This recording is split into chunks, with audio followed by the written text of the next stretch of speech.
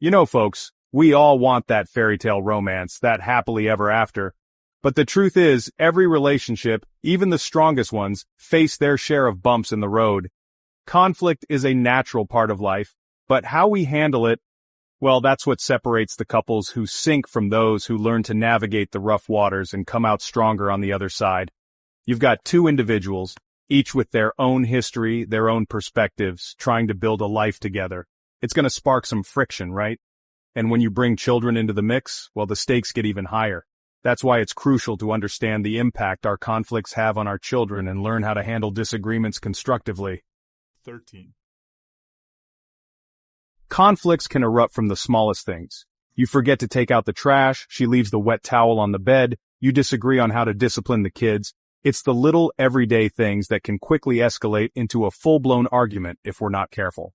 When we react impulsively, we're just creating a toxic environment that's harmful to everyone involved, especially our children. Imagine you're a child and your safe space, your home, suddenly feels like a war zone. You hear their angry words, see their frustrated expressions, and you can't help but think, is this my fault? Did I do something wrong? Children are incredibly perceptive, and even if you think they're not paying attention, they pick up on every nuance of your interactions. Now, I'm not saying you have to be perfect parents who never disagree. What I'm saying is that it's crucial to address conflict head-on, but in a healthy, constructive way. And the first step is deceptively simple. Take a step back. When you feel that surge of anger, recognize it for what it is, a temporary emotion that's clouding your judgment.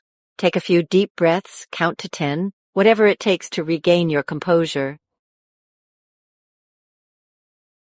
All right, so you've taken a moment to cool down. Now it's time to communicate, and I don't mean just talking over each other or hurling accusations. Instead of saying, you always do this or you never do that, try phrasing it as, I feel frustrated when, or I need you to. This way, you're taking ownership of your feelings and expressing your needs without blaming or attacking your partner. Shush!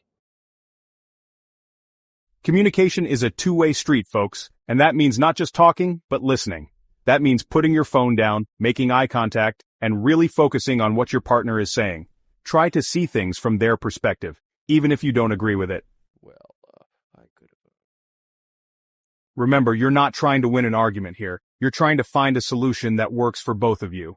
So once you've both had a chance to express yourselves, it's time to brainstorm solutions together.